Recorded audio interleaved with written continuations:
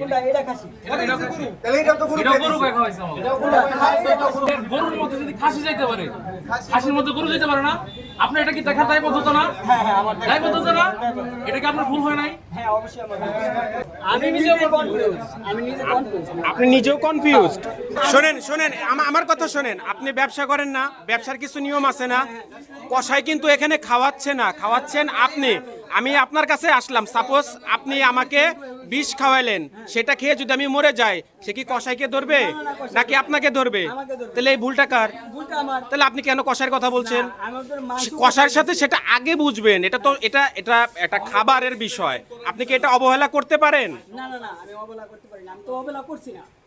তাহলে আপনি কেন এইটা আপনি জানেন না? আপনারা সকলেই কি এইখানে খাবার খেতে এসেছিলেন?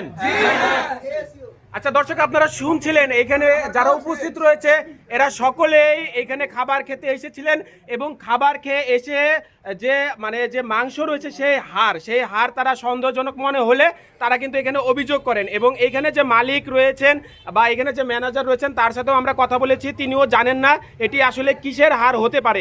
আপনার মতে ঠিক আছে, এটা কিসের মাংস হতে পারে? ভাই এটা কষাই বলতে পারবো।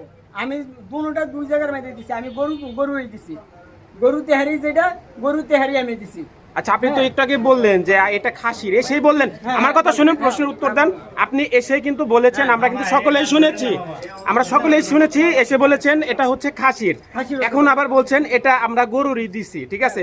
এটা আসলে কিসের হাড় আপনার কি মনে হচ্ছে? কিসের হার আমি সঠিকভাবে বলতে পারি না। রান্নার বাসা না, রান্না